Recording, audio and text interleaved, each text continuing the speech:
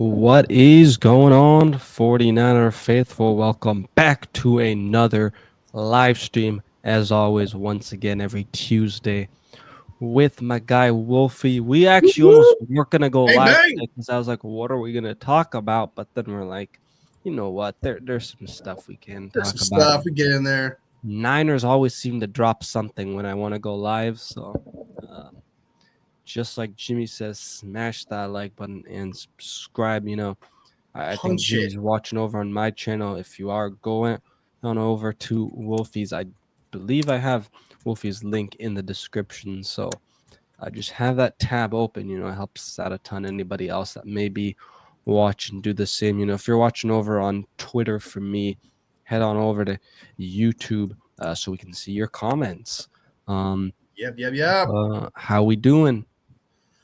Fantastic, man. Had a pretty long day. Then went to Barnes and Noble, bought some new books, which was really nice. Then had a food coma, and then I was like, as you know, I was like, oh shit, I got a show in 25 minutes. I need to wake the fuck up. I threw some water on my face. I've been slapping myself. I've been drinking some water, trying to yeah. That's why my eyes look like I'm stoned. I feel like right now, just open my eyes. How about yourself, man? How was your Tuesday? It's good. I was actually sick like all of last week, but luckily I'm Damn, feeling so much better. So, that's good. um, That's good. I mean, yeah, and your immune just system just got stronger, so that's a bonus, crew. right? Yeah, and just Right? ran some errands today because I'm gonna head back to the gym again starting tomorrow. So, gotta get that stuff again for that protein shake. So, Got you. What's your protein shake? so I put like dates, bananas, peanut butter, um, Wow. almond Okay. milk, and then That's a classic like spinach. strongman Yeah. like shake right there. They put peanut butter in there, the dates and the bananas and all that. That's Mhm. wild, man. It's wild.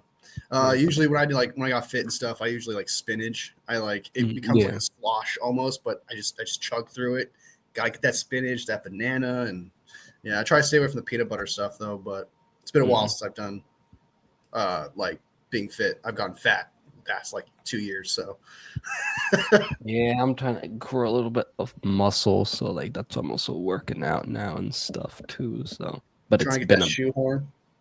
Drop that shoehorn on your muscles. I got you. I feel you. I feel you. but yeah, let's just jump into the news. So this actually happened over the weekend. So the 49ers ended up hiring Boston College's cornerbacks coach, Ray Brown, who has 14 years of experience in the collegiate level. Um, Damn. what are your just thoughts about that? I know you don't know too much about him, but Well, I mean, just the experience that you told me about that, it obviously knows what he's talking about. I don't know how exactly. I wish I should have done research on this. Just how many of DBs came out of Boston College? Probably a good sign of actually how good he is and what he can do. Um, I mean, if he's got that much experience, it's about time that you kind of pull him up into the NFL ranks and give him a shot. I'm pretty sure the 49ers, based on what they've been doing so far with the coaching staff, those kind of like, now I don't want to like insult and say bottom tier coaches, but like, those like bookend coaches where you're like DB Mhm. coach, things like that. He's not a guru, obviously, especially from what I've heard. He's just kind of like someone the 49ers should give it a chance on. And again, I do think this is more of a Robert Saleh, and I trust Robert Saleh to Mhm. pick the right DB's coach because Robert Saleh wants his coaching staff, because we've already established that offense is Kyle Shanahan, defense is Robert Saleh. So Robert Saleh is going to build uh, his uh, his coach staff how he wants it. So I'm wherever Robert Saleh decides to do, if he wants to go out and get some newcomer dude from, I don't know, Virginia Tech, who's never even touched a football or even done anything, and he's just been on the computer and was like, I want that guy to be my DB's coach, I would trust him. I would like, okay, let's do it. I'd be all for it. Just because I trust, I truly do think that Robert Saleh knows what he's doing. If Robert Saleh wanted to grab Brandon Staley as a defensive assistant coach, I would have been all for it. I know that's what I'm saying, but like he carries that No, much, I know. that much influence, especially on the fan base, where I just be like, hey, he knows what he's doing, man. He's got this. So I'm all for Yeah. it. I think I was just shocked because it was a college guy and he has no NFL experience and he's been all over the place, like where he's lasting maybe 2, maybe 3 years. So that's a little bit interesting. I know that he, like Washington, they had a cornerback, Washington State, excuse me, 2 years ago, I want to say, in Shaw Smith Wade. He was coming out of college, and I think he's been Pterodome. solid. So, but I mean, I think it sounds like, at least from what some of these other Niners beat reporters are speculating, is they're still gonna have our current cornerbacks coach Okay. and kind of DB's coach. I think this guy's just probably helping out. It seems like as a cornerbacks coach, maybe focusing surely on the cornerbacks coach in position. We do have a pretty young cornerback group. We're gonna have to see what else they do there, because it's really Diamador Lenore and Renardo Green. Mooney Traverse Ward's a free agent, probably not gonna be back, and then you have some free agents that were just depth guys. So definitely gonna be interesting. But like you said, it's Robert Saleh, probably the one who made this, hiring and had a say on this, that I'm gonna trust him. If this was maybe Sorensen, still, definitely would not be trusting him then. But I'm surprised they didn't. Now that I think about it, I'm surprised they didn't go for the former NFL player that we interviewed. I can't think of his name right now, but he was the assistant from Washington, of Carolina. Yeah, you know what I'm talking about. The one that what's his name, punked. I'm blanking his name. DeAndre Hopkins punked in Hard Knocks. Can't think of his name. Something Hall, I think it was, and he his ankles or whatever. Literally that guy. Well, I'm surprised we didn't get him because of that experience, and he knows what it takes to be an NFL. So I'm surprised that we actually, now that I think about it, actually got someone from college instead. Especially, and I wanted to add on top of what you were saying, kind of out of blue, someone in college, someone who in a year we're trying to win a Super Bowl and really being aggressive about it. Us kind of just D'Angelo Hall. Thanks, you appreciate that. Yeah. Us just kind of grabbing a guy from college instead of just okay, we're not in rebuild mode. We need someone with some real experience up in here. So that is true. Actually, come to think of it, it is kind of more of a shock now that I think about that. But Pterodome in the house, Val in the house. By the way, Nikita, who's watching over on Wolfie's channel, that's a funny name, Eagles Chick. Eagles Chick, that's her. I'm assuming that's her YouTube channel now that her dad helped make, according to his comments here. Michael in the house, Nikita in the house. Yeah, appreciate everybody in here. But yeah, I thought that was an interesting hire. I guess we'll see how it goes. I don't know if the Niners are maybe making more hiring, because they haven't really officially gone out there and announced everyone all at once like they usually do, or if they're making any other promotions. So I'm not really diligence kind of thing. They're really kind of. It's not just because you are right. Usually they come out a group of this guy's the new coach, this guy's the new coach, this guy. Yeah, because the Cowboys did that pretty recently. But I would expect that the Niners probably announce everyone. I would think fairly soon here. Just because I know we haven't seen anything about is it Clay Kubiak? Clay Kubiak? Or Clint Kubiak. I get confused between the two, because it's there's two. It's so much the same. Clint Clay. It's just I know. But anyways, Kubiak. I know they were promoting him to the OC, or giving him the title of that, but there's nothing official about that quite yet, which is kind of interesting. But yeah, I would think. By the way, I sent you a friend request on Discord. Pterodome, I don't know if you accepted it or not, but I sent you sorry, go ahead. Just want to let them know that. What up, Pterodome? But yeah, let's get into the exclusive rights free agents who the Niners tendered, chased from over the cap. Actually, yesterday, I believe it was reporting that the 49ers are expecting to do this. And then today, it was official. So It's kind of weird that guy broke the news. That some guy from over the cap broke the news. It's not an insider or anything like that. Just did the 49ers just call over hey, we want to make sure you adjust this so everyone knows. Hey, you got the in here. Alrighty, so the free agents that they tendered, and these are exclusive right free agents. These are guys that are going to have low cost I'd say at the end of the day, more likely to be just camp bodies. Maybe one or two of these guys actually At make the minimum, I think they roster, paid. Yeah. but we'll have to see, what else the Niners do in free agency, draft, maybe the trade market. But linebacker Jalen Graham is the first one on this list. Former 7th-round pick, was a guy that we released last season as he didn't make the cut, went to the Washington Commanders, and then the Niners were having linebacker issues with injury, so then they brought him back. What are your thoughts on Jalen Graham? I actually was shocked that when we first cut him, I was genuinely shocked. I know there was talks like saying, yeah, he should get cut. And some people were like, I would be shocked if he was cut because he showed flash. He had some ability there. His problem was he just couldn't tackle. Mm-hmm. And I've been like, you know what? I've seen 49ers keep people who can't tackle before. I've seen it. So maybe he'll keep stay on the roster, especially over someone like Bethune, who was a 7th-round pick himself, who was another one. I can't. There's like one or two linebackers I just thought he would make the roster for sure. And so when I saw him get cut, I was relatively shocked. And then seeing him not succeed with the Commanders and be on their practice squad, I think it was.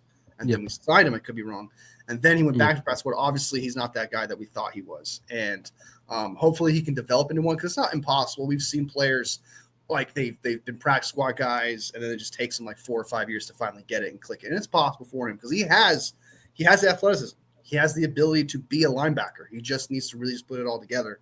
I like it. I do think he's, like you said, I think he's just going to be like a practice squad guy, someone who's like if one of our linebackers gets hurt, we're going to bring him up. And then if worse comes to worse, he'll be a fringe, 53-man guy type dude. But especially if we end up drafting a linebacker, though, I don't expect us to keep him. If we draft a linebacker, that linebacker is probably going to stay on the squad. If we take some sort of special guy who's undrafted that we fight for, kind of like Evan Anderson, for example, we kind of fought for him, paid extra money. He probably won't get on Jalen Graham probably won't make the roster. Just something like that, special circumstances. But he's definitely on the outside looking in on a job. I actually going to disagree with you here because I think the thing is you have Dre Greenlaw, who's a free agent, and then who do you literally have at linebacker right now? So it's like I think he's a guy. Just looking now, I would say he could be making the roster, but again, we're still into the offseason where things can definitely change. Well, but right now, I'm not going to. At linebacker right now. So right now we have Fred Warner, Curtis Robinson is a restricted free agent, so probably will be back because no one's going to give up. ACL, and then we have Bethune, and then Jalen Graham, and then we just Drake Green as a free agent, and then we just released Demetrius Flanagan-Fulls. Which, let me clear this. If anybody may have seen my video I dropped a little bit earlier, which I was kind of confused because I was like, he's a free agent. Why did we have to release him? So thank you to Matt Mayoko, though. He cleared this up. Okay, this is basically a procedural move, he says, because he was on IR, basically with a calf. So then it required the San Francisco 49ers to release him from IR. So that's basically why, even though he was a free agent, I guess he just had to be released from IR. So he could still be back because I know the Niners do like him on special teams. But also I'm thinking maybe the new special teams coach Brant Boyer is thinking maybe something different. But, Flanagan-Fulls has over 2,000 snaps or something like that on special teams. So maybe they still bring him back. Who knows? I'm not going to say he's not going to be back. But yeah, I just think also my thing with Jalen Graham is I personally was not shocked he didn't make the roster last year. Watching the whole preseason, I was like, he kind of looked out of place at times. He has the speed, that's for sure, but definitely needs to still clean up some things. But maybe Robert Saleh could fix him, and it was really kind of like maybe it was more of a Nick Sorensen thing kind of type deal. Put him in the wrong spot, the wrong place. Yeah, could have been the scheme. So maybe he'll be able to succeed better with a guy like Saleh and continue to work with Johnny Holland, the linebackers coach. By the way, you have like a bumping sound. That's like, oh, really? I don't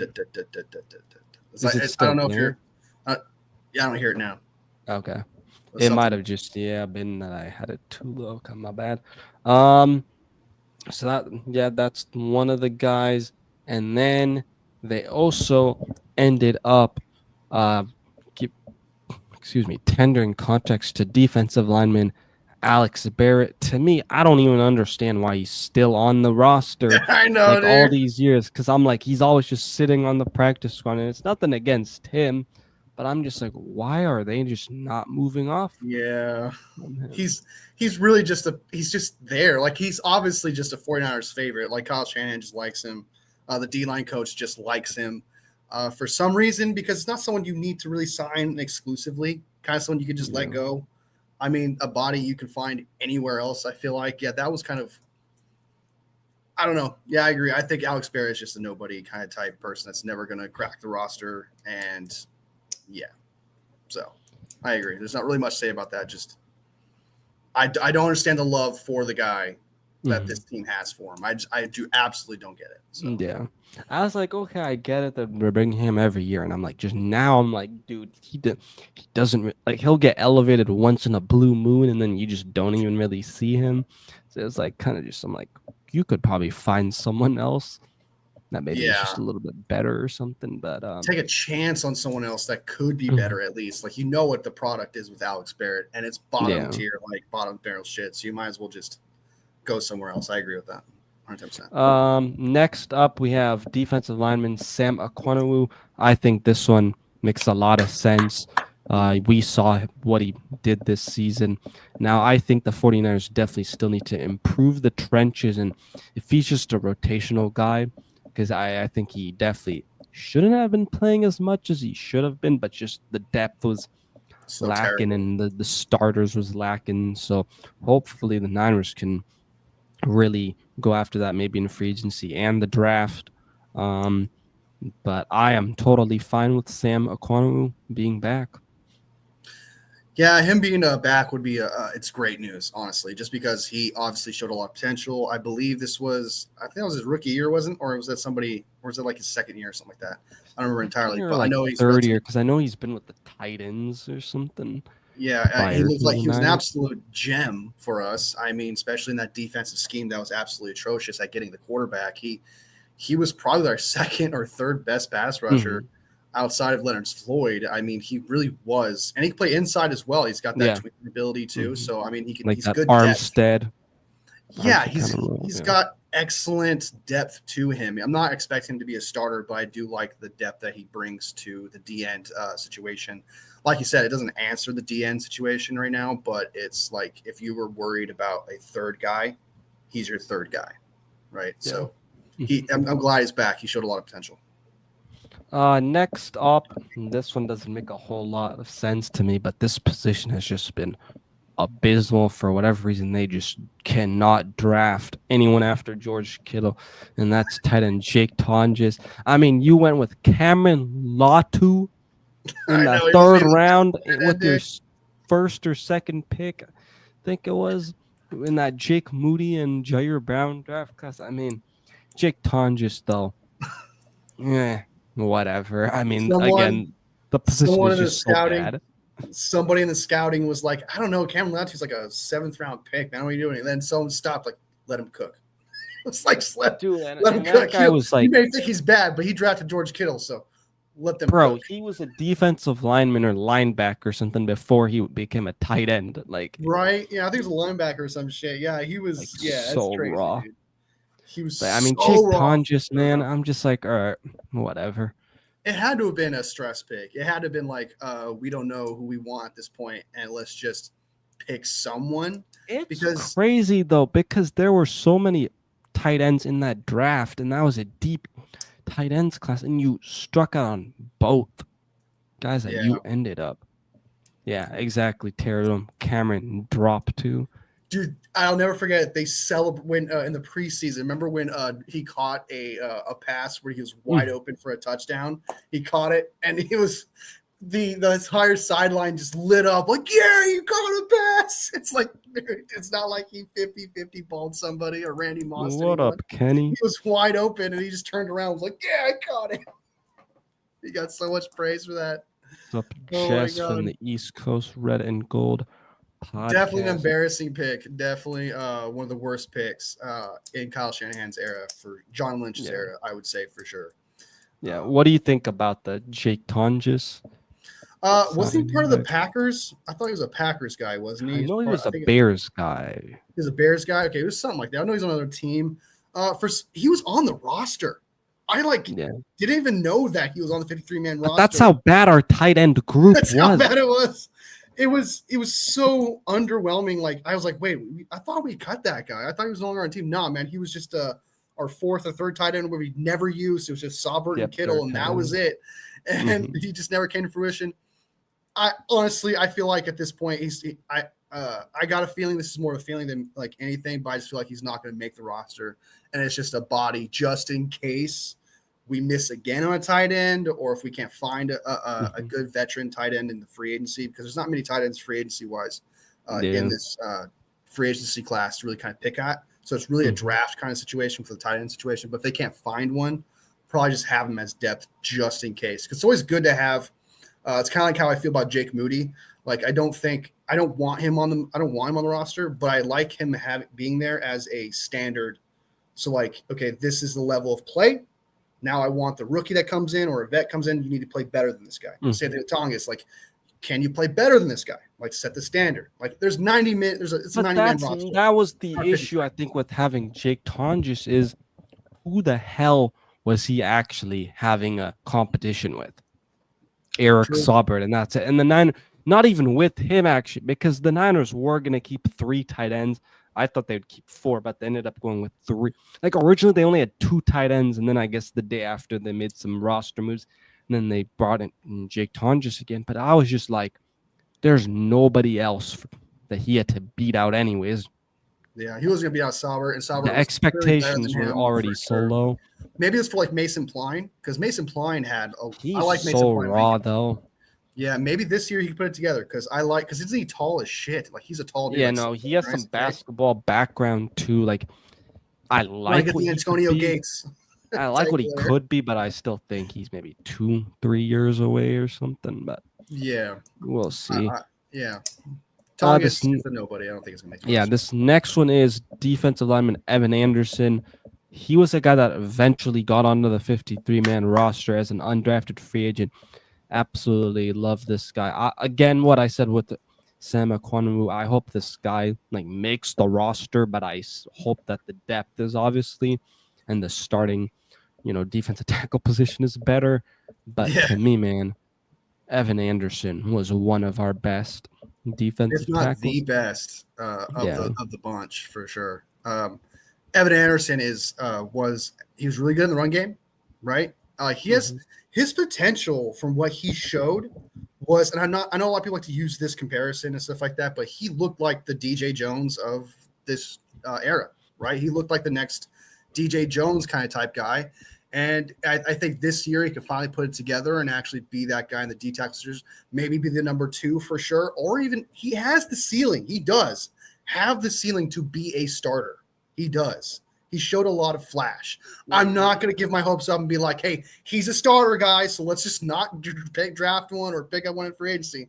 But if you have a guy who has that potential and at how much you're paying him, I feel like without a doubt this guy's making the roster. I have no question in mind.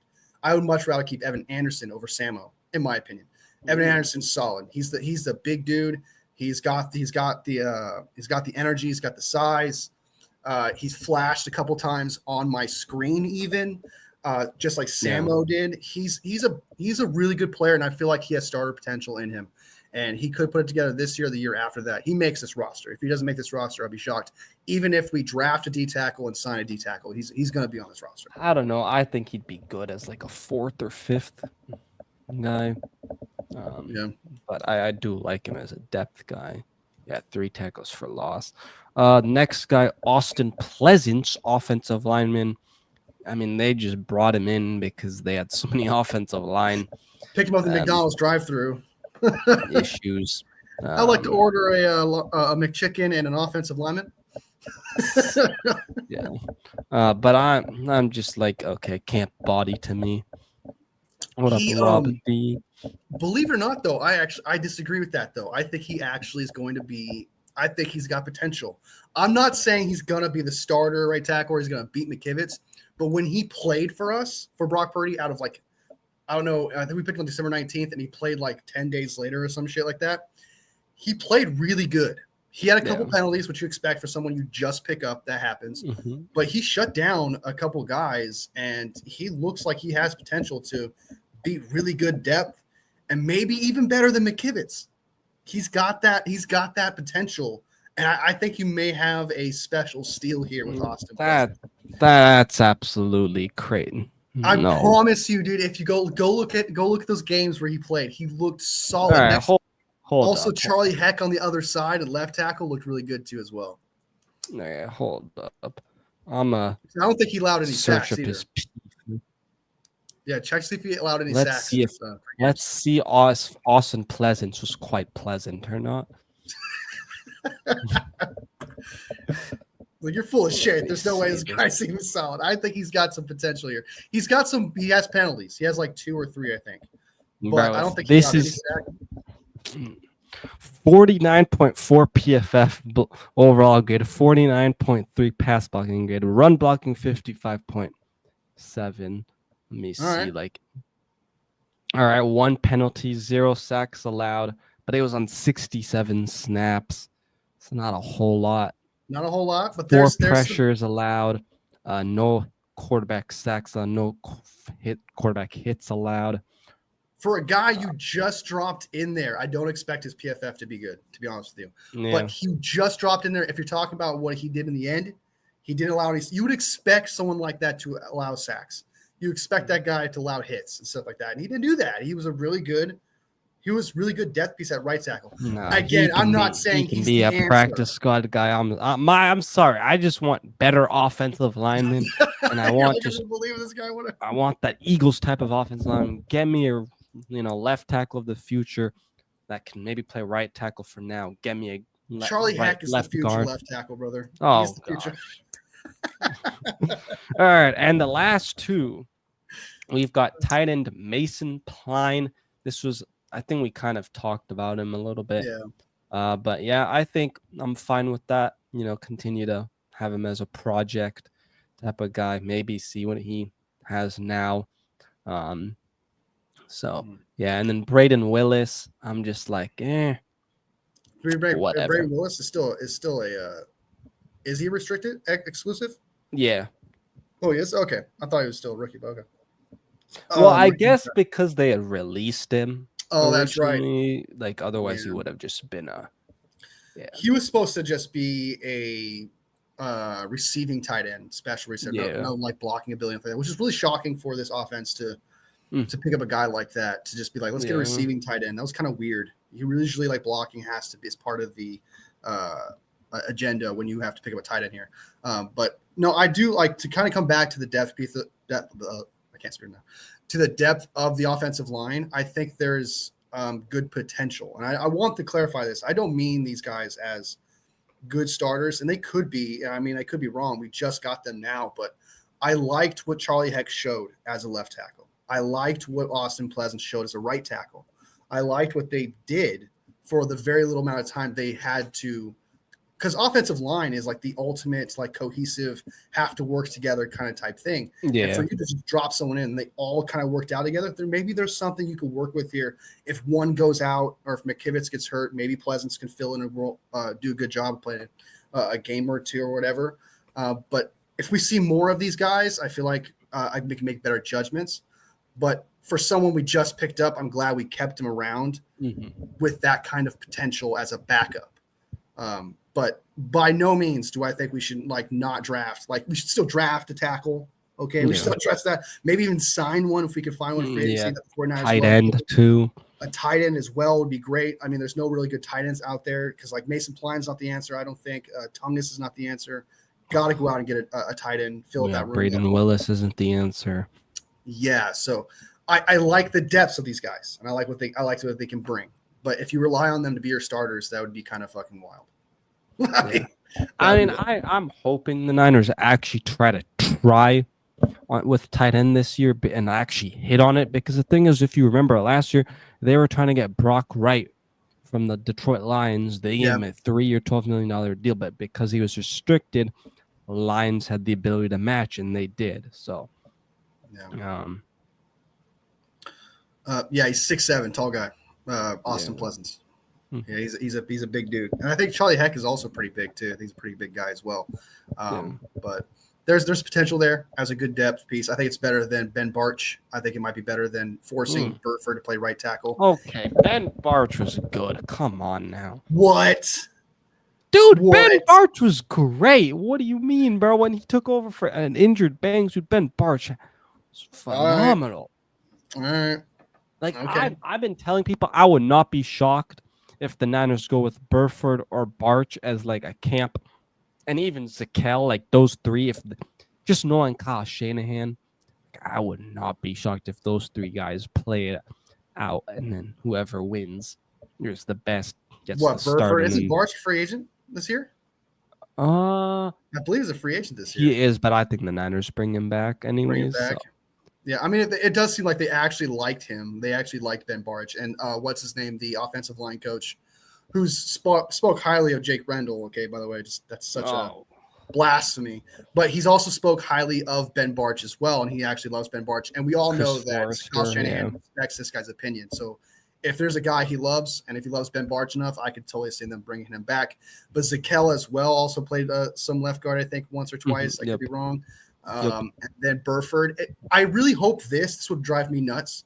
I really hope they don't go into and I can't remember where I saw this from, but they were like, someone was like, I think Burford might be the left guard, the future left guard for the 49ers. And that would drive me nuts if they were I'm just telling you guys, I would not be shocked if the Niners go with those three guys and like those are going to be one of your starters and they still add depth. But I'm not going to be shocked, honestly. I don't want it to happen, but Burford showed a lot of, from what I've heard, I can't remember who said it, but Burford actually played a lot better at tackle than he did at guard. Well, Burford, when he came in for Banks before he got hurt and was playing, Burford struggled at right guard, as we saw, like his rookie year. But then, like left guard, he was pretty decent, but I don't think it was a crazy amount of snaps. So, but sometimes it's just players play better on one side. He's responsible for the Chris Jones sack in the Super Bowl. Yeah. Burford was. So he's kind of cursed. He's got a stigma to him right now. So, okay, Ben Barch might be good. Okay, all right, arrest me. Ben Barch might be good, but better than Austin Pleasance and whoa, hey, Austin Pleasance plays and Charlie Heck. Okay. I do think that if we bring back Ben Barch, fine, might be good depth in the end, but it's definitely not I don't think it's the answer at left. You know, I hope they do end up like drafting someone, that's for sure. Like, I like the guy from free agency. There's a ton. Yeah, but free agent guards are going to be expensive, man. True. The market is 20 plus. Yeah, because of Carolina. Carolina was like, play and the Rams. And the Rams, did they? Who did they pay? Yeah, they got the guy from is it Jonah Jackson or something? Someone from the Lions last offseason. Yeah. I thought he played tackle. Didn't they move him to guard or some shit? Is that what they did? I know they signed a couple guys, but yeah, I think. Yeah, the center position is the only one that hasn't jumped, and that could happen. That could change this year with Drew Dahlman. I like the NDSU guy though in the draft because like he's able to play. Yeah, because he's able to play most positions on the O-line. He plays all three. He plays center, guard, and tackle. Some people say he's more of interior than he is tackle, but could be like another Pooney. Could be like another Pooney. I love Graysabel. Graysabel is one of my favorites. I also like Jonah Savaiinaea from Arizona, who probably is going to move in. That's your guy, though, from your school, though, man. That's your guy from your school. He's probably going to move into guard, though. Yeah. Oh, I would love him at guard. I would absolutely love him. I think he's a monster. The thing is, like, when I do mock drafts, obviously mock drafts are not going to actually be like the real thing, but you can get like Jonah Savaiinaea, Graysabel, Donovan Jackson, even. Donovan Jackson like second, solid third round, early second round picks, somewhere around there. And I think if they don't end up signing a guard in free agency, they have to draft one. They're going to draft one in the second round then. Like that's what they're telling you. They're telling I hope so. Because there's no way in hell they're going into the season with just Burford and possibly Ben Barch, for example, if they bring him back. My thing is, I was getting so frustrated because I'm like, they ended up, drafting Banks that Trey Lance draft, and then I'm like, why'd we stop drafting offensive line, man? Because I'm like, just imagine if we were able to do that, and then like become like the Eagles, where we could just like bring in offensive linemen and just like at least Yeah, 'cause have that these offensive guys for line like is 4 or historic 5 for years. that Yeah. offensive line is historic for the Eagles. That's historically great offensive line. It's one of the best offensive lines ever assembled. And Yep. you can look, you see it. And I'm not trying to turn this into a Jalen Hurts hate video here, but like you could see when Jalen Hurts has like 7 seconds to throw the ball, 6 seconds, 5 seconds. You're like, Jesus Christ, that dude's having a tea party back there. you can see What it. up, Mike? And Baritz? I agree. I think they need to go out there and especially if they're going to pay Purdy, which is different now. Now you have an investment, all that money. You cannot fuck around with like, steals and like trying to be like, oh, I can turn this mid player into a great player, kind of type thing. You cannot fuck around with this. You need. Yeah, I mean, you look at the Eagles; they've spent first, second, third round picks on offensive linemen. So Yeah, same thing with the D line. So I yeah, agree. Matt I think- Hennessy. I know. Is that who you were talking about, or are you talking about in the draft Terrador? Hennessy is a guy we have on our team. He Yeah, picks okay, him that's up what I. from Yeah, Atlanta Matt Falcons. Hennessy. Okay. He plays center. I don't know why he play guard. He could play guard too, I guess, but I believe he plays center. And some people are hyped up about him. Some people are talking about how he can actually steal Jake Brendel's job and be the starter for us. Because apparently some even talking about how he was better than Drew Dahlman for the Atlanta Falcons because that's where we got him from before he got injured. So if we can get a guy like that and he turns out to be a starting center, then what a steal, what a pickup. But these are all like all these players. That's the thing. He's like if you knew who Hennessy was, if you knew who Austin Pleasant was, if you knew Ben Barch could be that guard, if you knew there's just too many question marks on all these depth pieces with high potential. Like you could see the potential, but you're taking a chance if you just went into it with just these guys. You need some reassurances heading into the season. You cannot go on it just hoping for the best and be like, I got to steal at these positions. Yep. But speaking of the offseason, now we're gonna get into free agents. We think the Niners should be targeting. Doesn't mean that they sign all of them, obviously, but they should be on their radar, hopefully. So we'll each give you around 3 to 5 names. I'll let you start off with your first one. You can kind of give your overview and just how you see them fitting and whatever else. So Gotcha. I think that someone there's so many positions here. Guard you can go with. Center obviously is one of the biggest needs I feel like, and D tackle and D end. But I think I do think the biggest thing, the first thing they need to approach, the very first thing they need to approach, and the number one priority is center. And center is that biggest issue. You can't go with Hennessy can play center. You got Jake Brendel out there, I guess. Burford has some experience at center, I believe.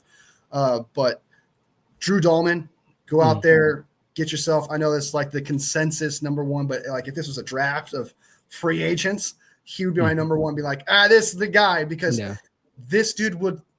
Center is so important. I'm actually shocked they get paid less compared to anyone else on the line, to be honest with you, because they're responsible for the call outs on the line. They're pretty much the captain of the offensive line, and they're cohesive. Quarterback of the O-line. Exactly. And they're cohesive to the left guard and the right guard mostly than compared to left tackle to right tackle. They have to pay attention to everything. They need to know what's the stunts, for example, who's going to come in around. They have to pay way more attention compared to any other position on the line when it comes to that.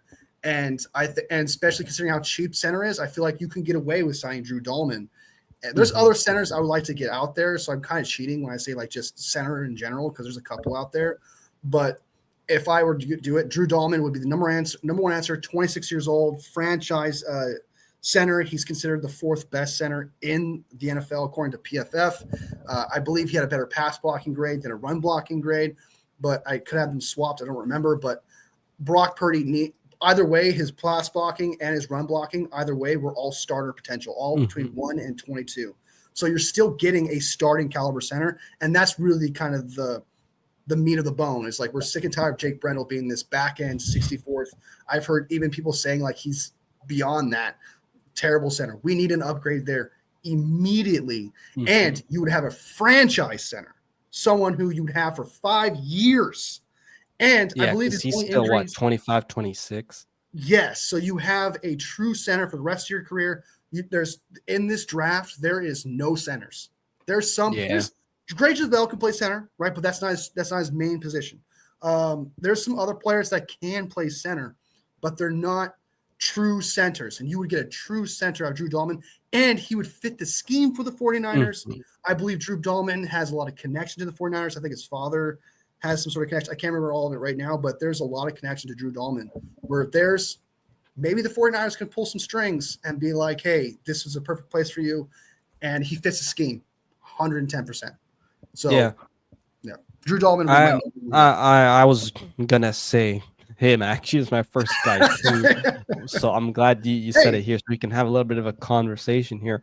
I think the clear thing is you see the red zone issues the Niners had, is you ask yourself, well, why are all these other teams having success in the red zone running the football, right?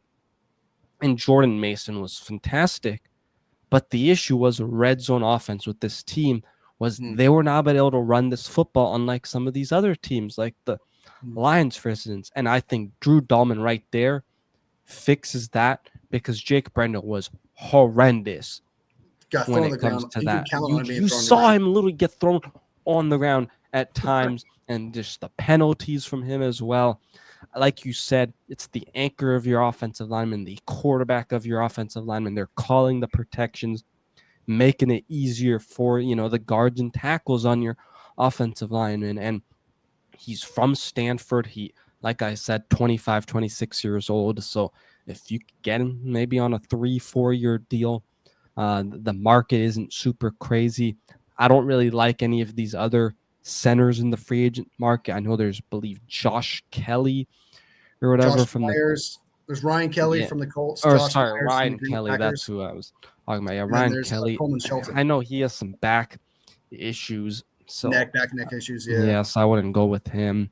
So I think Drew Dalman's the best. I've even seen Matt Maiocco or Matt Barrows even mention him too. So right now, like the market for center is like $12 million, $13 million right now, and that's really freaking cheap. Which hasn't changed when they signed Alex Mack back in the day. Like, it's not that different. Yeah, this is perfect for the 49ers to get such a because usually they always get a high value free agent, right? And they spend a lot of money on one. Well, this one, I guess, technically is a really coveted center coming into free agency. You would get a really coveted free agent one, and technically that would be your big free agent signing without spending big free agent money at the same time. Yeah, you'd still be able to do some other things or bring back exactly. maybe a couple and I think that free agents. I think that if the 49ers were to get Drew Dalman, that would be like, I'm not trying to say that's where they should end it, but like if they ended up with Drew Dalman, I feel like every 49ers fan would say, okay, they won free agency already. Just by that one signing alone, I feel like they obviously still were going to go to D tackle, DN, try to address it, but no one else is going to be like, well, they absolutely failed. They got Drew fucking Dalman, okay, and they practically fixed the offensive line pretty much, where they just now have to get a guard when there's 4 of them in free agency, 4 or 5 in free agency, and there's a ton of them in the draft. That's all they have to do. I understand tackle's still important, but McKivitz, from what I've seen, has played a lot better next to Pooney. And it could just because of Pooney, but either way, McKivitz has been playing a little better, and it doesn't force your hand to make tackle like this. Center has been the most glaring what the fuck this previous year, and I just feel like once you do that, it's gone for the next 4 or 5 years. You don't have to worry about for 4 or 5 years. Yeah, no, I agree. Get a great one. You get a great one. So Drew Dalman. Yeah, so my next guy is a familiar face going on the defensive side of the football, staying in the trenches, and that is defensive tackle DJ Jones. This guy, I think, still has it. We know what he does with the scheme with Robert Saleh, because we've seen it with our own eyes when Saleh was here. Stopping the run was still an issue. I think a lot of it was with the scheme, though. And just the way Sorensen was calling and making these kind of defensive linemen play. But I think DJ Jones, man, would really help that. He also has some starting experience now under his belt with the Denver Broncos. So that's another big thing. I think if you can get him on a 1-2 year deal, he's not going to get you a bunch of sacks. But again, guys, sacks aren't everything. They're really not D You need to tackle. look. It's not D Yeah, tackle. exactly. And it's about the pressures, Is havocing, he giving it. bending the pocket? Like, is he? Yeah, Is he? given the You know, offensive line and quarterback, issues, and I think DJ Jones does that. Now he was 58th out of 219 defensive linemen, run stopping, and then 31st when it comes to pass rush, which is damn good. yeah. Out of At 219. least that's first tier starter because there's two D tackles on a line usually most of the time, especially with our 4-3 that we have right now. So that means technically 1 through 64 is starter. That is technically starter 1 through 64. So you're still getting a starter, like you said. So yeah, that's it. That's a good option, I think. Yeah, so I think, man, bringing him back would be big with this defensive tackle free agency. I mean, there's a couple names, but I think out of that, he's proven because we know we've seen from him in this scheme, and I think it'd just be a cool reunion to have. But we don't know how much DJ Jones has interest. Maybe he does want to come back and play for Robert Saleh. So I Yeah, think that'd be that's an another interesting. thing. Is like Robert Salo had some influence and maybe convince Mhm. him to take whatever contract comes his way. Obviously, still try to give him market value, but just in case like someone pays a little bit more, we could be like, hey, we got Robert Salo though. We can guarantee you a lot more chance at the Super Bowl. It's a lot more convincing. That's like another thing. Like, I'm gonna say this. I feel like I'm gonna say this a couple times, but Robert Sala is like such a huge piece because he's a recruiting piece. He really is. Mhm. He truly is. So I like DJ Jones, man. That's a good option. I think he's a starting D tackle. Like I said, 1 through 64 is starting D tackle, and he has that through PFF. He's pretty good in that, and his pass rushing is his best. But he also can still stop the run as well. So you're getting a good pass rusher, starting top tier, number 1 D tackle pass rushing ability, obviously at 31, and then you have that run stopping ability still at starting D tackle. So yeah, I like DJ Jones. Yeah, Alrighty, and he who won't like the is bank. next? Yeah, exactly. I don't see him being super crazy expensive either, and especially with how deep this class is, I think that probably the pricing isn't gonna be that crazy because I Yeah. would think teams are gonna probably be like, okay, let's get younger. We And have none the of these D draft, so tackles are like top tier like D tackles. None of them are yeah, like top 10. exactly. Nothing You're not getting crazy. like a Dexter Lawrence or Yeah. the guy that There's the Milton Raiders Williams. signed, Austin Milton like Williams last. out of Eagles right now. Yeah. He's getting a lot of praise right now, so he probably might end up being a highest paid D tackle out of this class. He's kind of getting a lot of praise out of the Eagles right now. So, and he did do a lot. He did a lot of damage. He did pretty good in the playoffs for the Eagles and during the season. I actually like him a lot, but No. I think he was more of a depth piece, but he still showed a lot as a depth piece on that line. Mhm. Right, Alrighty, who is next for yours? okay, so this one I'm gonna go D tackle as well, and this is Hmm. it may not be when I say number 2. This isn't like okay, someone we need to like. I thought about it. I thought about it long and hard, and I was like, okay, there's a few players that I like that I'll bring up that are a little more expensive, maybe a little out of range, but I was trying to think more realistic in that sense. My favorite D tackle in this free agency class is 27-year-old Tier Tart from the Chargers. No one is talking about this guy. Look at his PFF grade. He has starter potential at run blocking and pass blocking. He's ranked number 17th, I believe, or 19th as a D tackle in the NFL. Nobody's talking about this guy. I don't understand. He looks solid. He's a great player. I think he's a little bit undersized. I could be wrong there. I could be mixing him up with Levi Onwuke from the Lions. I could be mixing up when I say 6'3", 290. But I mean, if he can do both those things and he's not asking for top tier dollar, you get a solid D tackle at 27 years old, may ask for more money than DJ Jones, but he could be an underrated sleeper D tackle for the 49ers. And he has some pretty good stats as well. So not only is it a good grade, he has actually some pretty good stats as a D tackle. Like I said, he is technically based on these grades a number 1 tier D tackle on the line. So you'd be getting a guy like that. So I think it'd be an underrated signing. I don't think it'll cost a lot of money. Nobody's talking about him. I think Tier Tart from Chargers is really good option there. And again, I don't understand how people are not talking about him enough. And again, sacks are not the most important things. It's your pressures. It's Yeah. even hits can count as one. Is he bending the pocket or whatever? But he's got Yeah. it. I think he's got it.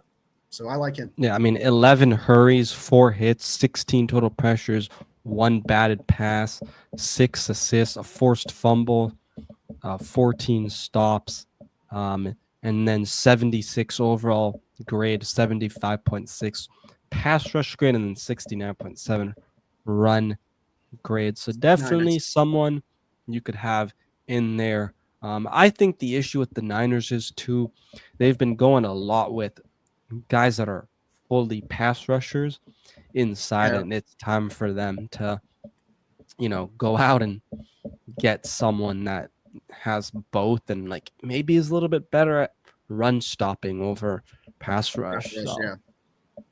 yeah. I understand that. So my number 2, just because the underrated siding and what he can do, I think he could be affordable and it's realistic at that, would be Tierra Tart. That's my guy. Okay. Who is your number 2 free agent? Mm, I got some water. I got mad cotton mouth, but I will. okay, yeah. Let me find, because I know like some places they put him as like an inside linebackers. Let me see. Why can I? Let me see. Let me pull up this guy's PFF real quick. All right, staying on the trenches. I know, but I'm going with Giants edge rusher, former Georgia edge rusher, Azeez Al-Jurari. Okay. I So think he'd be a great guy to have across from a guy like Nick Bosa. To me, he's starter potential, which is something that the Niners clearly, need. Also, he's still pretty young, so that's another good thing here. He's 6'3", 24 years old only. So like he's in the prime, up and coming guys. So you're not going after one of those Hargraves that are like, in their 30s and you're like, maybe they could, start declining. I don't hopefully see he's that not on with the a guy back like, end of his career. Yeah. no, I don't see that. Yeah, he's 24 years old. Yeah. You know, So he's got that. Yeah. yeah. So, I mean, okay, his overall grade 56.4. Like he doesn't grade as well, but sometimes you just have to He's take on the Giants. PFF. I think, yeah, that He's on the too, Giants. and you have to take like with a grain of salt, in my opinion. There's a lot of potential there. With PFF, you can't always just, the way they grade it is a little bit PFF weird. is not everything, but it's a good. Yeah, It's something good to use, but but it's not everything. So yeah, but with him, I mean, he had 7 sacks on the season, 14 stops, 12 hurries, 3 hits, 22, total pressures, 391 total snaps. I just think he's young, probably on a team where he knows he can start winning, like with the 49ers, and a guy like with Robert Saleh, Chris Kucerek. I just think, man, this guy, you put him in the lab, put him on a motivated, winning team. I think you all could even get crazier with like numbers with him. Maybe even if it's not sacks, like maybe he doesn't get into that double digit, but man, if he gets into that 6, 7, that's still great there. And I mean, if you end up improving at the defensive tackle position, I think that also obviously will help too, because you saw what it did for like a guy like Montez Sweat, for example, with the Eagles. I think, man, Azeez would be a great guy to have across from Bosa. If he's able to like just pin his ears back and just tack the quarterback kind of type guy, if he's able to do that with a good D tackle situation, he could really be a really good pass rusher across from Nick Bosa. I agree with you. I actually like Azeez Al-Jurari. He's one of the guys I actually liked. So I looked into. So I like that guy. I do. Also, he's young as shit, so you can really get your hands on him. And yeah, exactly. Kind of 24 years. Yeah, it's almost like you're getting a rookie with the experience, almost, because sometimes you get a rookie at 24, 23 years old. Exactly. You're kind of getting a rookie at that point, and so yeah, I like that. And he shouldn't cost a lot of money either. Like he's not going to be super expensive. I don't think he's going to be up there with like Josh Sweat or anything like that. If there's a bidding war for this guy, I would be super shocked. But I do like the signing. I do like the potential of what he could bring as a pass rusher, for sure. I do like that. Alrighty, who is your third kind of target? This is kind of hard because it's really hard to rank these. But this is, again, I'm just looking at this as a draft more so than just being like, just this guy's next, as this is the third guy to get. I don't look at this. Yeah, no, we're not saying top 3 or whatever. I'm just saying. It's just there's guards I would like them to go after that are kind of important and stuff like that. These are just kind of like I think would be great for the team that they should definitely pick up. This guy, I think they should. I just brought him up not too long ago. I'm staying with the trenches. I'm not going edge here because I like the edge class. I like what you can get edge-wise in the draft here. So I'm not too obsessed with edge and free agency. Even though I do like Aziz, and there's a couple of them like Mac and I just also think with Aziz is he's probably not going to be crazy expensive. So imagine you get him, and then I don't like the depth on this defensive line a lot because there's a lot of question marks with some of these other guys we just. If we're about to hit on some of the guys in the draft, just imagine those younger guys can turn into rotational pieces and make their way up, and then all of a sudden maybe you have kind of like what the defensive line we've wanted. Exactly. So. And like we said, it's kind of like just getting a rookie. It's like getting a rookie at 24 years old with that NFL experience in there who's actually got a really high upside. I like that too. But my guy is going to be Levi Onaruke. I'm butchering the shit out of his name. That dude. I almost love him more than Tier Tart, but I just think Tier Tart would be a lot better option at D tackle, just because he would probably be a number 1 D tackle on this line. Look up Levi Onaruke, look at his stats and what he did for that team. What he did for the Lions was phenomenal. 6'3", 290, a little bit undersized, but I believe he's 44 in pass rush, like 41st, I think, in run stop. I could have them flip-flops, but he's like the 33rd ranked D tackle. And with that size at 6'3", 290, you could play inside and outside with this guy. And again, he's not going to ask for a shit ton of money. I do think this guy is solid. And I think if you end up getting Tier Tart and Levi Onaruke, your D-line is fucking solid. Do I still think you should draft a D tackle? Of course.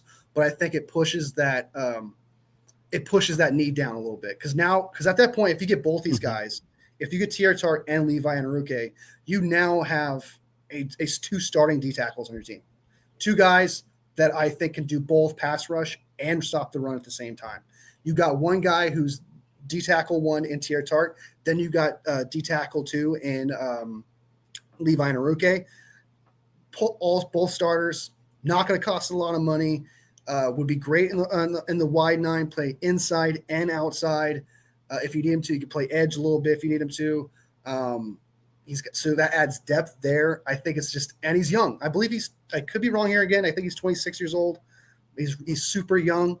I don't know the hype on him. I don't think it's really like a 4-year, 5-year deal, but you could probably get him for 2-3 years. It's relatively cheap. Would be great for the line. And you can still draft a D tackle in the 2nd or 3rd round behind these guys. And now if you get both these dudes and you draft a D tackle in the 2nd, 3rd round, maybe Darren Harmon falls in the 2nd round at 43, or TJ Sanders, or a Norm Lott from Tennessee, Alex Collins. There's a lot of options. Having those 3 D tackles now, oh my God, dude, I'm salivating at the thought of it. I got goosebumps. That would be so fucking phenomenal. I think Trent. So I'm with these free agents. I'm thinking trenches, like all the way through, just because it's that important right now. Because we have corners. We have linebackers, because like you only need like 2 or 3. Really, the one Fred Warner could do the work, I feel like. And then your nickel, you have a safety come in like Mustafa and Jair Brown to do it. Free safety might be a bit of a need or whatever, but there are too many holes on this trenches in the D-line and offensive line for you to be like, this is to say like that's not more important than safety or corner or a second linebacker. Like this is way too important. So I just think that if you were to get these 2 guys, not cost a lot of money, game changer. So, nice. I like that. I forget what other team he used to play for, but I know more about him when he was on his prior team. But I mean, man, big bodied guy. I think could be definitely an interesting one there, even if they get one of those guys that you mentioned. My next guy Alex is is a great one. Yeah, hmm, Alex my from next. Texas is a good D tackle to get. That's big size. That's good. Sorry, go ahead. Yeah, no worries. All right, my next guy is gonna be at safety, and I'd put Jair Brown at depth now, even though you used him as a third Bit of an round off. pick, He had an off. Yeah, and I'm not he had an saying off season. because, and I'm not saying because he had an off season because I think he could bounce back. But man, if you just put him as depth and then you get a starter, I feel better about this safety group because you're probably gonna have to get a safety in the draft because I don't think Hufanga's coming back. Um, but I like Jeremy Chin, man. I watched quite a few Commanders games this year, and the guy can fly around. He has the ability to play pretty much all over the place in the box, outside, up top.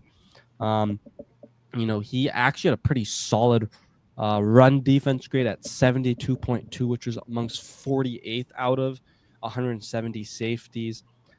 Pass rush, okay, I don't expect a safety to have crazy pass rush. And it was Yeah. but 67th, 58.9.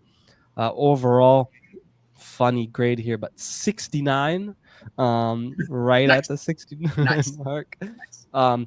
But man, he had 36 receptions allowed. Okay, but I think if you have him like communicating with a guy like Malik Mustafa, who's still young, who showed a lot of promise, I think two guys that can kind of hard hit the opposing, team, the offense. Man, Jeremy Chin just would be a fun player, I think, to have on this team. I mean, there's some other safeties I like too in free agency, like a Javon Holland, for example. So I think if you get one of those two guys, the Niners need someone that's different at safety because I feel like they're always going with more of these box, guys. Guys with a little bit like less than 4.5 speed kind of Yeah, type and guys. then that you saw, for example, the Vikings game just absolutely getting killed over top. So you need to start going after guys that are That maybe a was little kind of bit like different. I'm not trying to down what you said here, but Mhm. that was more like a scheme thing to put two Yeah, safeties. Justin no, Jefferson, is the stupidest thing I've yeah, ever seen. no, You're setting I them up for definitely failure. Yeah. But I know what I you do. you want to be Mm, able to be flexible, and with Jeremy Chin, you'd be able to because he has a 4.46 speed yeah, and he's 6'3", and he's yeah, 200 and something, 220 something pounds, I believe, right now. So he's yeah, almost like a linebacker as well. So you're getting you're getting a safety who can play free safety, so sideline to sideline, mhm, and you're getting a guy who can play in the box if you have to, who can who can stop the run as well. So you can really kind of you can do a lot of disguises that way. So I do like that. The size, the speed, and he's actually pretty good. I like Jeremy Chin too. I agree. I know he comes in as a strong safety, but he can also play free safety with that speed mhm. for sure. So. Alrighty, who is your next guy? Oh my god, I feel like I don't know why this is hard. It's so weird. It feels like a draft almost, Mm, but like I should be saying someone like DJ Reed. I should be saying like a corner here at this point. I should be saying a DN like Khalil Mack, for example, and stuff. But I want to think about the diversity of it. I want to think of like someone who could play multiple spots, such as like Levi can play inside and outside. Um,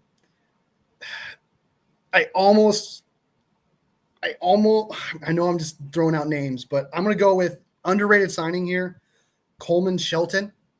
mm. I like Coleman Shelton a lot. I think he's very underrated. Wasn't he on the Niners? He was on the Niners, undrafted Yeah. free agent in 2018. He did not figure it out. He did not become a true starter until 2023 with the Rams, and he actually started for them and actually played pretty well. And he was recently on the Bears, and I was like, when I first saw that, when you first research it and you see the name Coleman Shelton and it showed Mhm. Bears, like, I'm not gonna look at someone on the Bears. Why would I do that? That line was terrible, right? And if you go look at him, actually, his PFF, he actually was pretty solid. He's a pretty good guy at center. He's supposed to be a center, but he can play guard as well. He can do both positions, guard and center. So you're getting a guy. So, like, for example, let's say we get Drew Dahlman, right? And Drew Yeah. Dahlman gets hurt. we have now a guy like Coleman Shelton, who's not going to ask for a lot of money, who plays guard, who could be a starting guard at that, come in and play center for Drew Dahlman. So you have a guy who can start at guard and be your emergency center as well. So you're killing two positions at once with this kind of guy. And he played all 17 games last year, so you don't have to worry about any kind of injuries whatsoever. He's young. I can't remember how age he is, but I think he's more than somewhere between, like, was he 28, 27 years old? I think something like that. But he's underrated, not going to cost a lot of money, plays both positions, and technically would be a starter at both positions. Not the greatest, not someone like Will Fries or Trey Smith, who are like more touted guards out there, but you're still getting a starting caliber guard, unlike Banks, who I believe was like on the technically a depth guard, I believe somewhere. He was between 32 and 64. I could be wrong. He is a starting 1 through 32 guard somewhere in the back end. I know that, like 22 or some shit. I could be wrong, but he is a starting guard, plays two positions, won't cost a lot of money, and he fits the scheme of the San Francisco 49ers as well. So I do like him. And the 49ers are familiar with him already, so maybe they might be able to convince him, hey, we've seen what you've done. We appreciate your work. You've been here before. You know what the facility is like. You know what what we do here. Honestly, I really do like Coleman Shelton a lot just because he's underrated. It's just like Levi and Aruke. He can do both positions, inside and out, and he performs as a starter. So I would take Coleman Shelton just because he can do both those things. And at this point with this draft, we now solved center, guard, and both D-tackle spots. And they're not expensive guys. They're not going to ask for – only Drew Dahlman's the only one that like – And he's a guy, like you said, who has the ability to be, not just playing one position if you need, which I know the Niners like. And it just, when you have 53 men on your roster and you just probably going to have 9 offensive linemen, it's good to be able to have guys who can play multiple positions rather than just one position, especially for a guy that's a depth guy, even a starter. It's nice to have that. So definitely an interesting name. And like you mentioned, he fits the scheme. I mean, the Niners used to, have him as a guy, I think, on the practice squad or something. Yeah, undrafted free agent. Yeah. So yeah, definitely interesting. But my next guy is an interesting one. And, the Niners are going to get rid of Deebo Samuel. And I think this guy would be very gadgety. Now, he didn't play last year. I'm not sure why. Probably some injury. Or was he suspended maybe? But Rondale Moore, former wide receiver of the Arizona Cardinals, was with the Falcons. Again, did not play. But a guy that whenever I saw him play, like against us with the Cardinals, he was just so gadgety, shifty. And I think if you get a guy rid of Deebo like him and him adding speed with a guy like Jacob Cowing you still have on this roster, man, and probably could do some special teams returning too. Like I think he'd be special return is important as well. I think he'd be perfect. I think Rondale Moore, man, would be a fun player to have. He's not going to cost a whole lot because again, he didn't play last season. So I think if you bring him in, man, he could be an interesting piece on this, roster. Yeah, I like that. I think that's a good wide receiver. You do need speed. I know Larry Krueger is like banging the table for someone for speed. And every time I hear him say that, I'm like, we have Cowing, but I hear you. Use more speed. We could still use more speed. So the thing is, like Jacob Cowing, though, like it's not like I don't remember the name of the previous wide receiver we had. That was speed guy. Do you know what I'm talking about? We got him in the third round. Danny Gray. Danny Gray. We gave him 2 years. Couldn't do it. He just couldn't put it together. Cowing has 1 year down. Now he has another year to prove it. See if he can do it. And that's another thing. It's like we have a lot of wide receivers. I do believe in Jacob Cowing. I do think he could put it together. And 1 year is not a good judgment on a guy. I still believe in him. But I do agree when you say Rondale Moore because he could be the kick returner because we do need a guy like that. And you need more reassurance for a speed guy, more of a deep you can't just rely on hopefully this guy developed and he's good enough in the speed situations and the deep ball take the top off the defense. Like you don't want to go hopeful with it. And Rondale Moore, I agree, would definitely be a good addition in that situation. He's a very good speed guy, and I would answer that. That would answer that, and he wouldn't cost a lot of money. Like he's not someone everyone's dying to get, right? It's just because not he's like a number coming one off target. an injury too. So, Yeah, but yeah, man. Speaking of Jacob Cowing, real quick, I am so excited to see what he does though with Brant Boyer. Like, yeah, I tweeted this, and I know you're not on Twitter, but after we hired Brant Boyer, I was like, I think Jacob Cowing's stock kind of goes up, just because like Brant Boyer's had some history with making Xavier Gibson, for example, from the Jets, pretty good. he's got like 5 All-Pro. He's made like 2 All-Pros, and then he's got 5 Pro Bowls on his belt, for turning players into that. And Jacob Cowing could be that kick returner guy for sure. Yeah. Yeah, so I'm excited for that. But yeah, who is your next guy? We're on 5, right? This is our 5th guy. This is our 5th one. Let's see. I went Rondell Moore. I went Jeremy Chin. I went DJ Jones. Who was my first guy? DJ Jones was your first guy, I think. I went. Yeah. You said Dahlman, Tart, Shelton, Inuke, and then Shelton. So I have 4. So it'll be 5th then. Okay. All right. I forget what the 4th one was, but anyways. Wasn't it Rondell Moore? Was your 4th guy? Okay, yeah, so Rondell Moore, DJ Jones. Oh yeah, Jeremy Chin. Then who was my? Who's your second guy? I'm like, who did I? Oh, Azeez Al-Jarari. There we go. Yeah, there goes Azeez. I was like, I know there was a guy in there somewhere. Yeah. All right, this will be our last pair. All right, so this will be our last pick in the end. So I went trenches here, and the only thing we haven't addressed at this point is D-end. And I'm going to keep going with the Trent. I like some safeties. I like just some honorable mentions real quick. Just want to throw them out there just because, for whatever. Andre Cisco from the Jacksonville Jaguars, 4.33 speed. He is a free safety, a true free safety. He will be sideline to sideline. It would cause Jair Brown and Malik Mustafa to really kind of work in the box more, play lower. And I do like him a lot, but I don't think it's a high necessary because there's some free safeties in this draft that I love a lot that I think could just fill that role. Cornerback as well. I think you can find a third corner or whatever in this draft that I like a lot too. So like DJ Reed, if we got him, I'd be phenomenally happy with that, but I wouldn't be like it's dire need. Byron Murphy would be a good option too. I like him too as well, but he's going to ask for a shit ton of money, I feel like, because he had an outstanding year with Minnesota. Justin Reed was an option as well. He has 4.4 speed. He's an emergency kicker. So he's an emergency kicker. So he plays 2 positions and he plays free safety, but he's going to ask for a shit ton of money. And if we're going to keep with underrated situations here, I think the 49ers are – I don't know. This one's kind of tough because I don't know his market. I don't know what he's going to ask for, but I'm going to say Khalil Mack. Just because I I do not know the market of Mack yet. He is older. Maybe he won't ask for a lot of money. Maybe a 1-year kind of a big deal with a lot of guaranteed money, maybe kind of type thing. I think he's 33 years old, still outstanding, still a really good D-end. He's not as what he once was, right? But he's still a solid second D-end starting tackle. Sorry, tackle, but D-end. I don't know why it's a tackle, but he has that ability. Not to mention, I know we talked about this on my show previously, where you said that we should still go after a D end in the draft. This would be a scenario where I think we should still go after a D end in the draft if we got Khalil Mack, because Khalil Mack would be 33 years old, and it would just be a 1-year rental kind of type deal. Where if you were to draft a guy, Khalil Mack can take him under his wing and teach him a few things. Nick Bosa can teach him a few things, and you're learning from 2 of the greatest pass rushers in the past era. So I think that would just be a phenomenal situation for whoever we bring in the draft. And then at that point also, I'm only going to figure this: the 49ers are going to draft a D-end in the 2nd or 1st round.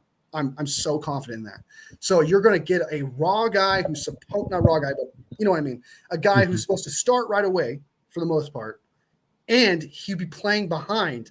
And whenever Bosa needs a break or whenever Khalil Mack needs a break, he can come in and play those positions with the education and learning under these top tier pass rushers. So you're not just getting a guy who starts, you're getting someone who can really, really teach the next pass rusher that comes in for the San Francisco 49ers next to Nick Bosa. So it's just, but again, I don't know. His market is my only question mark. Is he going to ask for a 1-year top tier dollar, like 1-year, $25 million contract or some shit? Then no, I wouldn't be all for that. But like if it was 1 year, 10 million, 12 million, something like that, like 15 million tops. I wouldn't go too much for that. But if you can get a guy like that, I'd be actually ecstatic to get someone like that. And he's great in the run. He's a good edge setter still. So he's just a perfect piece, I think. Yeah. My next guy is, and then I know you were probably gonna have him as kind of your just extra kind of guys, but we might as well just talk about him because I was thinking about him too.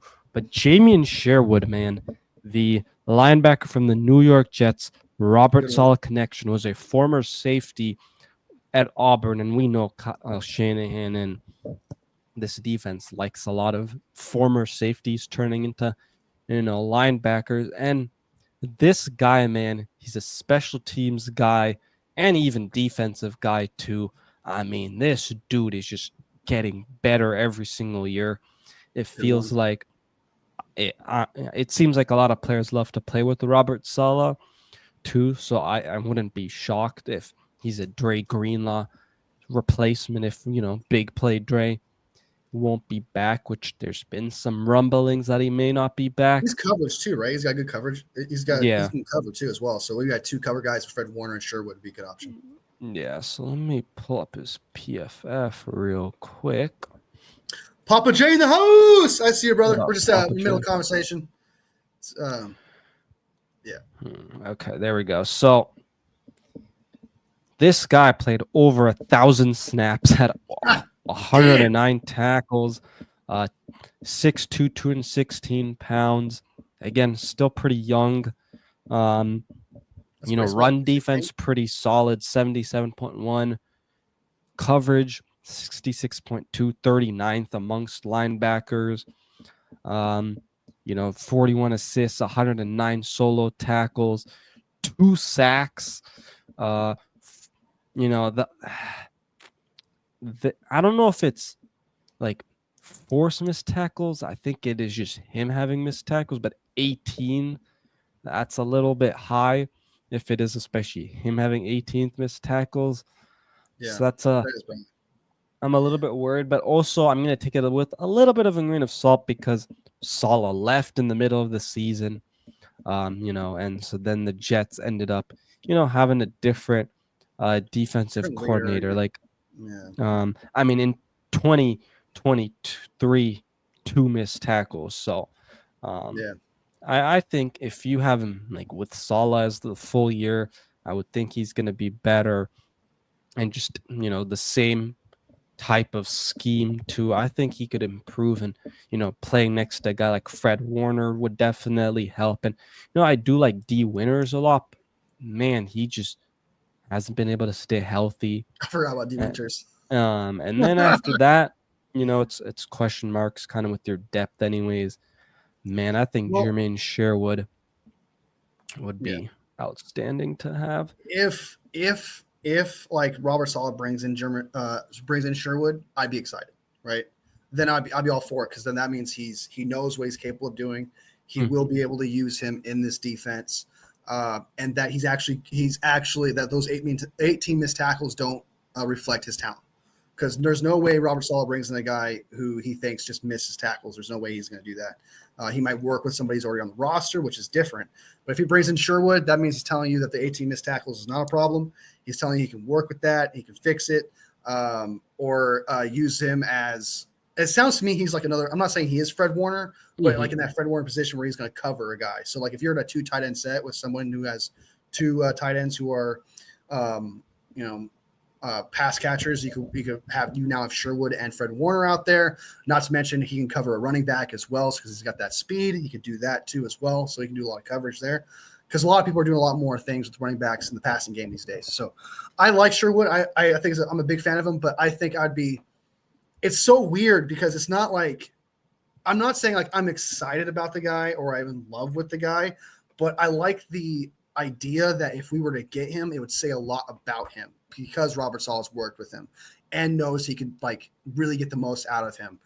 And if we don't get him, that means I feel like it would say a lot about like, okay, Robert Saleh was just working with what he had. Robert Saleh was like, okay, I'm gonna get the most out of him. And this is the most I could get out of him at the time. It would say a lot about Sherwood, is what I'm trying to say, if we were to pick him up or not. Because there's no way that No. Robert Saleh is not going to try to pick out a player that he's familiar with and be like, if he's really good, but I'll let it slide. Or he's really good, so I'm going to let him go somewhere else. Like, he's not going to do that. He's going to try his best. He's going to bring him in. You're going to hear rumors of bringing him in. Like, if you hear rumors of him being brought in, then, yeah. Yeah, because sometimes we get those little reports that, the Niners are going to have a meeting with this free agent. I forget what safety was, but he ended up going to Seattle last year. But I know the Niners are going to have like a from he was Jags. from the Jags, yeah. And then and so I remember the Niners are going to meet with him, but then because they weren't giving him the starting role for the entire, because they knew Hufanga could hopefully come back. But the only other team that probably could maybe would be after him is the Falcons, because their defensive coordinator has ties with the Jets. Yeah, that's true. And why can't I think of his name? He also used to play for the Niners. Jeff Ulrich. Yeah, Jeff Ulbrich. There we go. Ulbrich.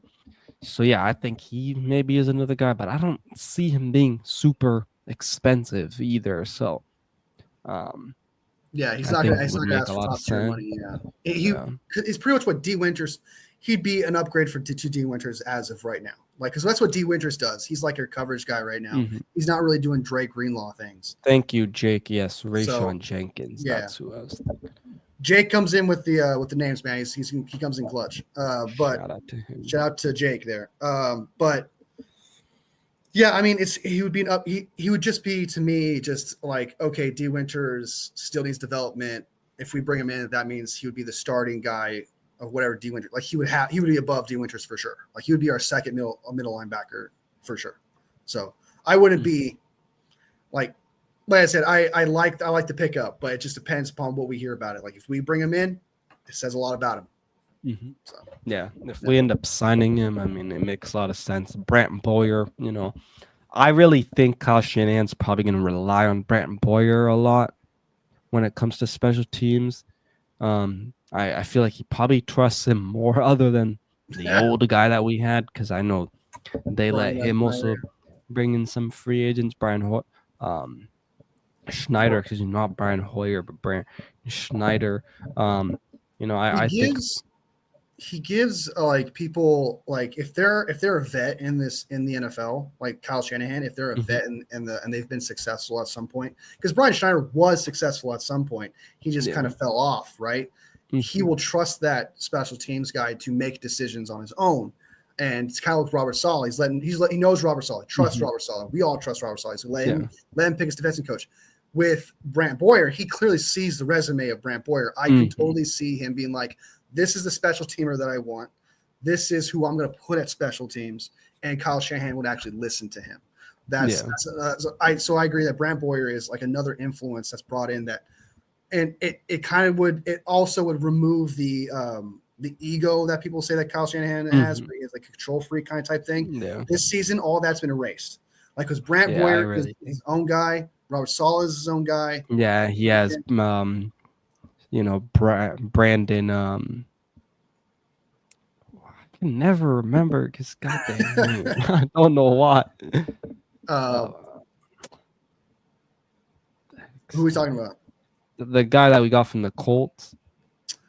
Gus Bradley. There we go. Yeah. I get so confused because we had Brandon Staley and then we're going to Gus Bradley. It's like so many names coming in and out, dude. Yeah. But yeah, Gus Bradley, man.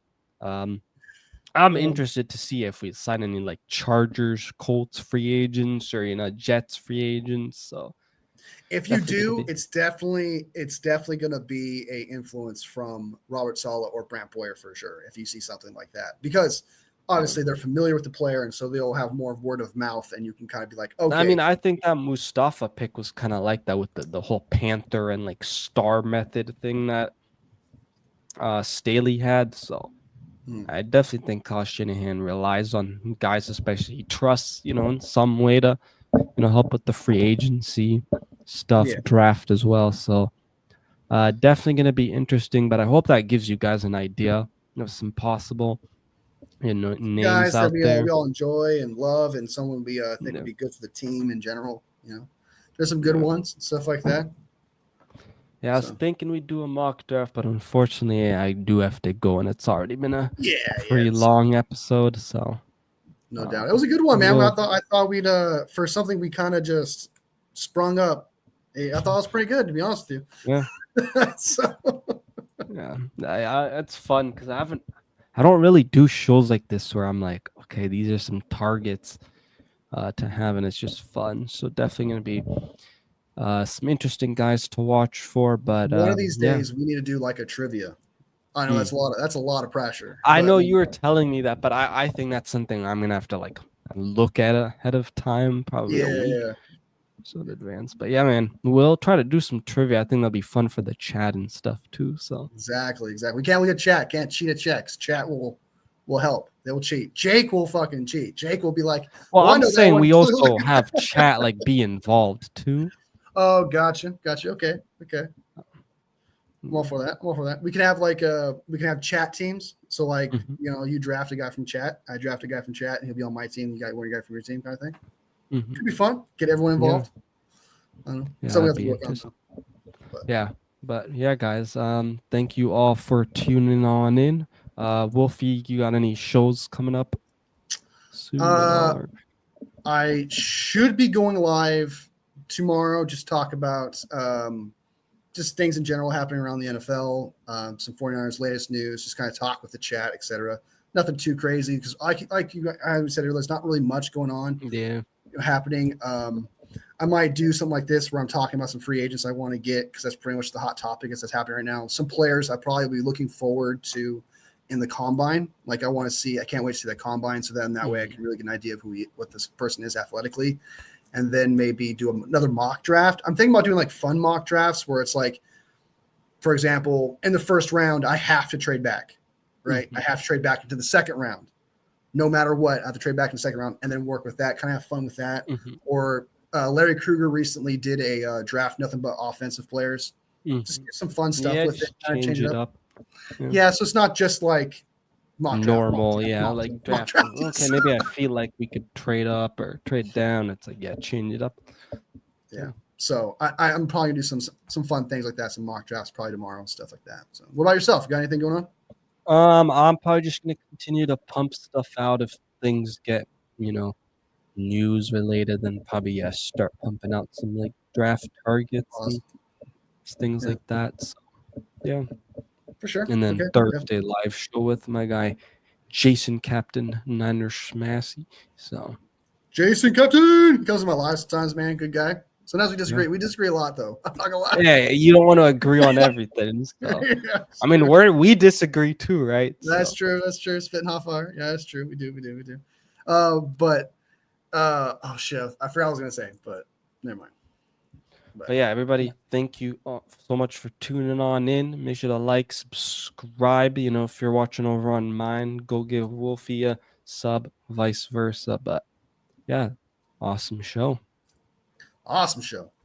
Bang, bang, not a gang, y'all. Peace.